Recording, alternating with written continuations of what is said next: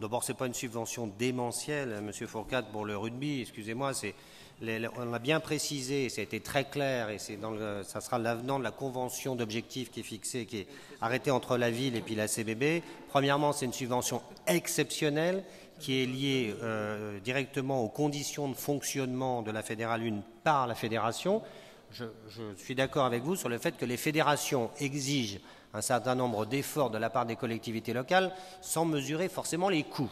Et on le voit bien, la montée du football qui également nous oblige à avoir des aménagements de terrain, des tunnels pour protéger les arbitres, comme si les arbitres étaient plus menacés quand ils jouaient, ils arbitraient dans des divisions supérieures que dans des divisions inférieures. Enfin, il y a un certain nombre de choses effectivement qui sont imposées par les fédérations, qui ne sont pas, j'allais dire, toujours justifiés, on va le dire comme ça. Mais là, en l'occurrence, c'est le statut des joueurs. En Fédéral 1, comme ça a été dit par Pascal Louap, il y a un statut semi-amateur avec des contrats qui sont les mêmes pour tous les joueurs en France, qui sont des contrats rédigés par la Fédération française de rugby, validés par le monde sportif dans son ensemble, et il faut s'y soumettre.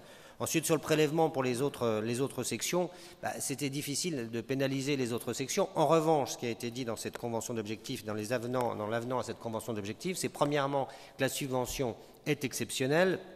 Deuxièmement, qu'elle est conditionnée à un effort de gestion globale de la CBB. Et je le rappelle à chaque occasion au président général, il doit faire des économies de gestion sur l'ensemble des 33 sections.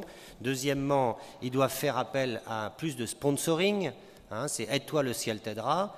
Là, avec l'argent des contribuables, on aide les sections sportives de la CBB et les athlètes qui sont aussi des contribuables, il ne faut pas l'oublier, mais ils doivent aussi faire un effort de recherche de sponsoring. Et troisièmement, comme l'a dit Pascal Louap, cette subvention exceptionnelle est conditionnée au maintien des résultats sportifs. S'il y a une baisse des résultats sportifs, la subvention exceptionnelle sera bien évidemment revue très sérieusement à la baisse. Enfin, sur l'autre point, Monsieur Soler, moi, franchement,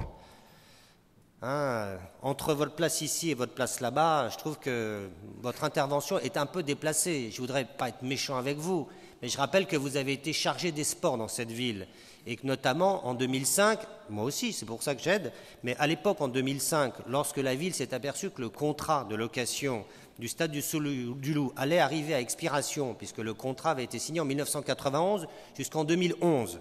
Vous avez engagé des négociations avec Max Guazzini, parce que moi aussi j'ai reçu Max Guazzini à plusieurs reprises, et vous avez du jour au lendemain disparu dans la nature. Et pourquoi vous avez disparu du jour au lendemain dans la nature? Parce que c'est le jour où justement Jean-Pierre Fourcade a fait voter ici, dans ce conseil municipal, l'adhésion au collectif anti-Jambouin. C'est ce jour-là que ça s'est passé.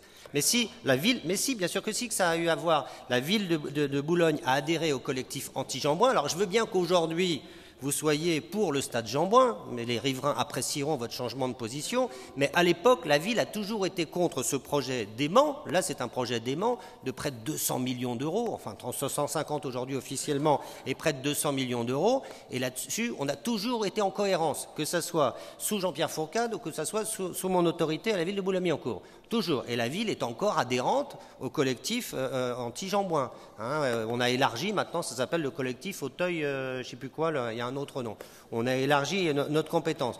Donc je trouve extraordinaire que vous veniez me parler des mauvaises relations que je pourrais avoir avec la ville de Paris. Les mauvaises relations, elles ont commencé dès 2005, dès 2006. En plus, mais si, sous l'autorité de Jean-Pierre Fourcade, et vous-même, vous avez disparu dans la nature alors qu'il y avait possibilité peut-être de s'entendre. C'était plus facile de négocier avec la ville de Paris en 2004, en 2003, en 2002, quand vous étiez maire adjoint au sport, à 9 ans ou 10 ans de l'échéance, on peut négocier. Lorsqu'on a le couteau sur la gorge à la dernière minute, c'est plus compliqué. Effectivement, je le reconnais. Aujourd'hui, on est dans une situation un peu difficile. Mais comme vous l'avez dit, on ne met pas tous nos œufs dans le même panier et on essaie de négocier globalement. Après, aller attaquer M. Savard, qui est président, le nouveau propriétaire du Stade français, en parlant d'un igloo avenue Robert Schuman, je trouve que c'est un peu déplacé. Il ne faut pas confondre la citoyenneté boulonnaise et les responsabilités sportives que les gens peuvent avoir. Ça, c'est un autre problème. Il y a des choix qui peuvent être faits en matière architecturale qui ne sont pas forcément déplacés. Puisque vous évoquez ce sujet, je rappelle que l'association de Paris, les Princes, présidé par M. Lebon, a donné un avis favorable à ce projet et l'architecte des Bâtiments de France a donné également un avis favorable, dans le sens où ce projet était un projet qui pouvait donner encore plus d'ampleur à ce quartier des années 30, 1930. Là, on va effectivement se projeter dans les années 2030. Mais en attendant, restons sur le rugby, revenons au rugby. Et en ce qui concerne Roland-Garros, oui, on va donner tout à l'heure, je vais vous proposer de donner tout à l'heure un avis favorable, là aussi en parfaite coordination avec les associations.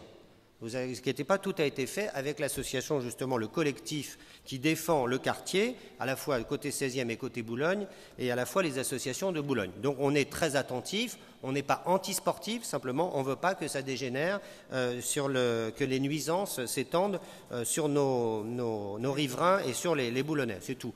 Donc là, on a une délibération qui me paraît bien organisée, en tout cas qui me paraît raisonnable, qui est encadrée, avec des conditions très claires que j'ai rappelées tout à l'heure, et je pense qu'il faut accompagner ces résultats sportifs, encore une fois, qui sont historiques, et on va s'efforcer d'essayer de répondre au déficit d'équipement. Monsieur Fusina, on s'y emploie déjà, mais encore faudrait-il qu'on soit déjà tous solidaires dans ce conseil municipal pour développer les équipements sportifs sur la ville. Ça pourrait peut-être commencer par là.